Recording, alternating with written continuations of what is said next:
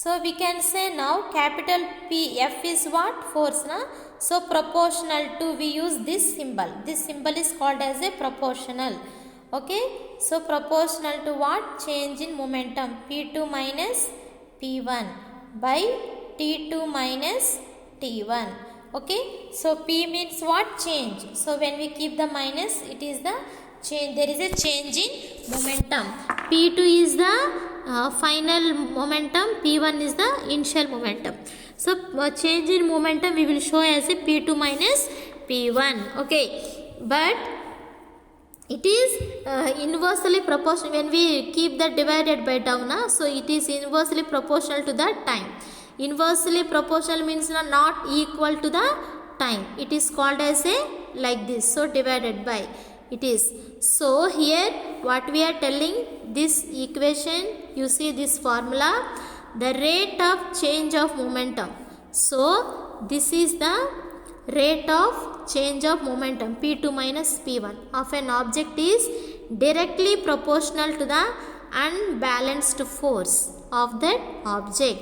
Okay, it is the second law of motion, but it is the inversely proportional to the total time.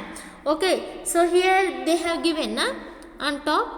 So change of momentum is depends upon what? Depends upon the proportional to is belong to this also, directly proportional to the time also. Okay, because why? The change of moments depends mainly upon what? Amount of force applied and the total time taken, how much time we applied the force. That is why P2 minus P1 by T2 minus T1. Okay, so here we see now F is the what? Force. P is the momentum. T is the time. Okay, so how much time we applied the force to get the change in momentum, change in speed. So this is called as a, not a triangle here, one side thick, it is called as what? Delta. Delta means what? What is the meaning of the delta? Delta means change. Okay, delta means what? Change. So change in momentum we are using like this, P2 minus P1. Instead of this we can use this one, delta P. Delta P means what? Change. P means what? Momentum, so change in momentum. Okay, so delta means change. So delta P means what? Change in momentum. So here also delta T means change in time. So here delta P means P2 minus P1, change in momentum. Delta T2 minus T1 means change in time. Okay, so to remove the sign of proportionality, so to remove this proportional, we put here constant proportionality K. Instead of this proportional we use the K. K means constant, always same. So F is equal to K delta P by delta T, then on taking K is equal to S1, that means always same, so 1. So F is equal to delta P by delta T. Then afterwards F is equal to delta P by delta T. Then afterwards we see here now we use the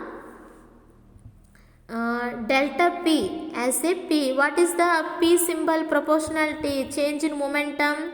We studied change in momentum. Wait.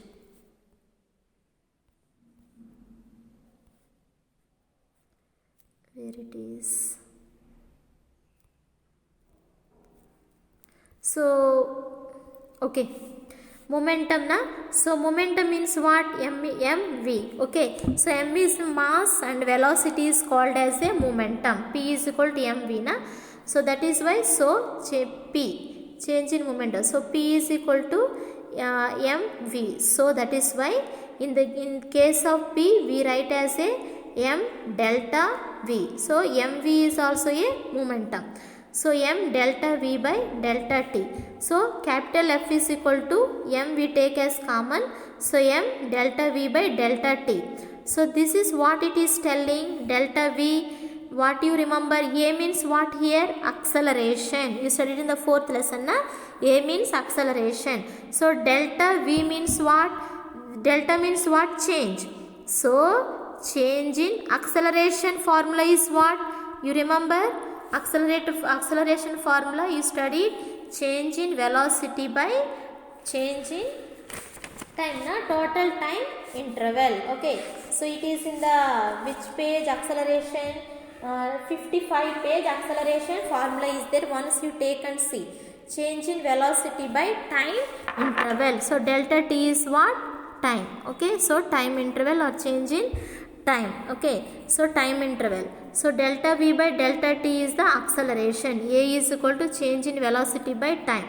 So here on the whole is what? Capital F is equal to ma. Okay, capital F is equal to what? ma. So this is the mathematical representation of the second law of motion. So we can say clearly now the unbalanced force. Okay, unbalanced force is directly proportional to the change in momentum. Okay, so this is the mathematical representation of the second law of motion. F is equal to ma. So here some SI units are given. Mass means what? Kilogram SI unit. Acceleration is what? Meter per second square. And what is that? Momentum na? Force. This one is what? Kilogram into meter per second square. So F is equal to small f is equal to 1 Newton. 1 Newton force is that force which when applied on of an object 1 kilogram produces an acceleration of 1 meter per second square to the motion. Newton is the SI unit of force. It is represented using N. So for the force, what is the SI unit? Newton. 1 Newton. Okay, so SI force is measured by the Newton. 1 Newton. Thank you.